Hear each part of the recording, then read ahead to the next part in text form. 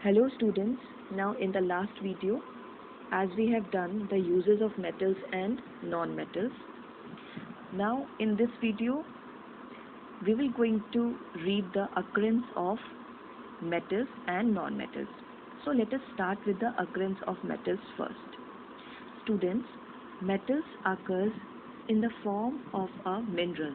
Inside the earth crust, they are found in the form of minerals. Okay, and from which the metals can be extracted profitably, they are called ores. Now, as you all know that minerals, that ores or the metals can be taken out by the process of mining from the earth crust.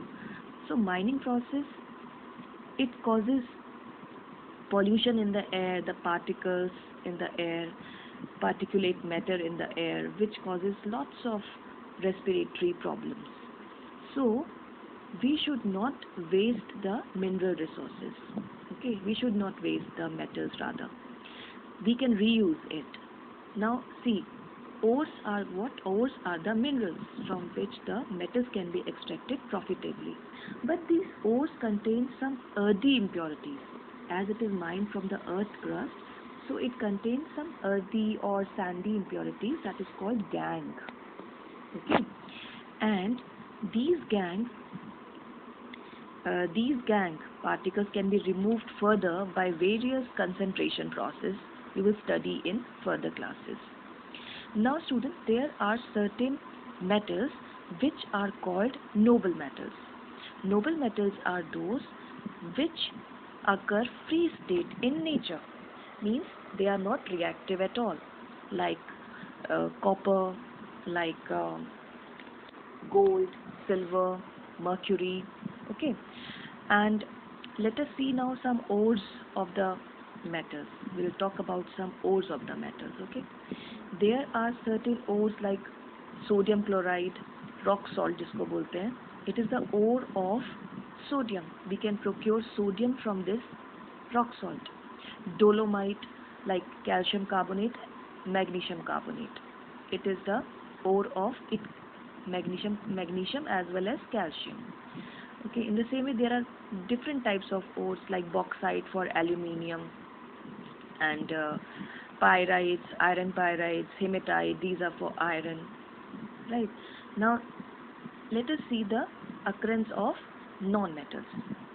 See, non-metals like hydrogen, nitrogen, oxygen, carbon, है ना?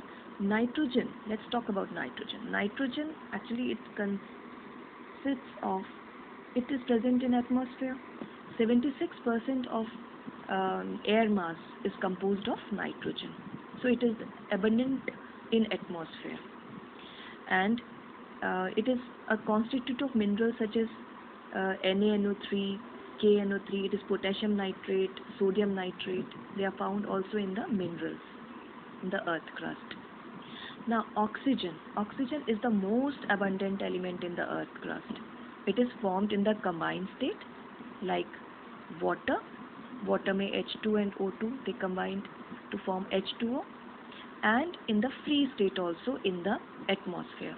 23% of the air is made up of oxygen, and as you all know that 3/4 of the earth constitute of water, so oxygen is present in that also.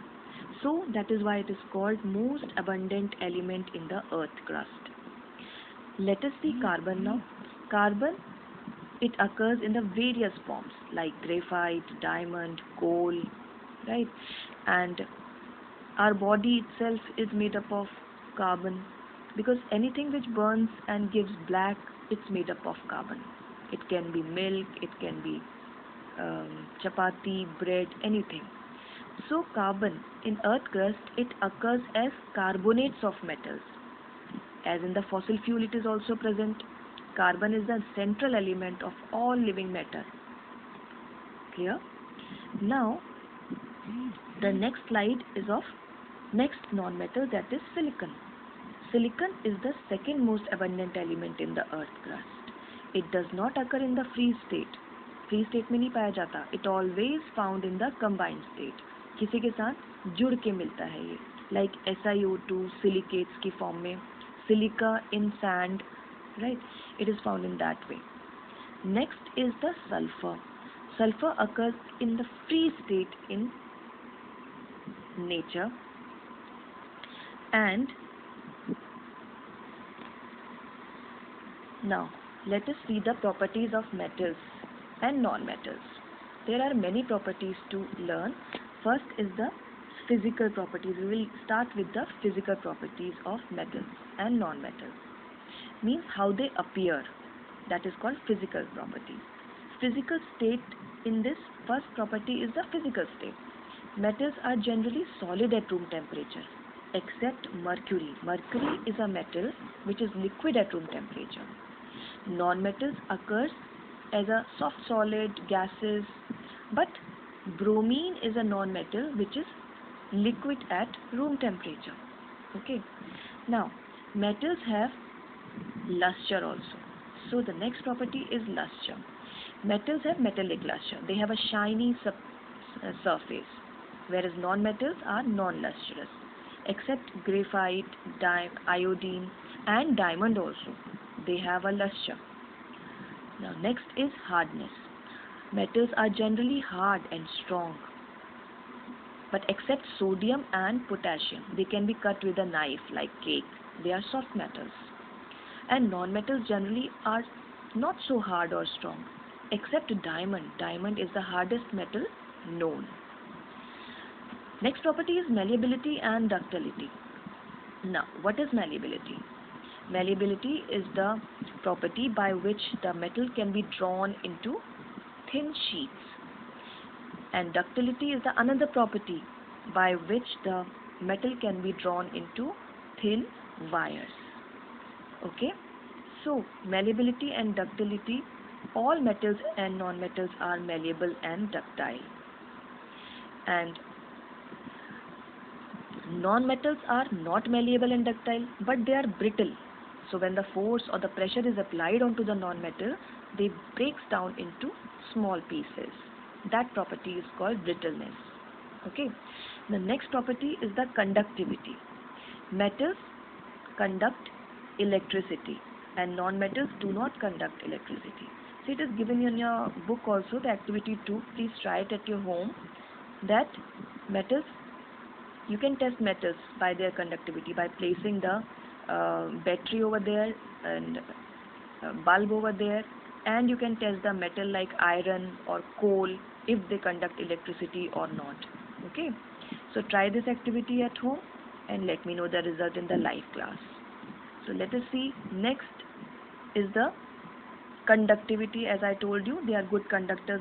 All metals are good conductors of heat and electricity, but non-metals are bad conductors of heat and electricity, except graphite, and graphite conduct electricity only. It is good conductor of heat as well as electricity. So it is used in cells, formation of dry cells and all. In the last class we have studied the uses of graphite. Okay. Sonorous. Next property is sonorous. Means when when you hit anything, then it produces a ringing sound. That is called the property sonorous. So all metals are sonorous. They produces ringing sound. Metals generally produces ringing sound, whereas non-metals are non-sonorous. They produces sound, but that sound is not ringing sound. Like school bell.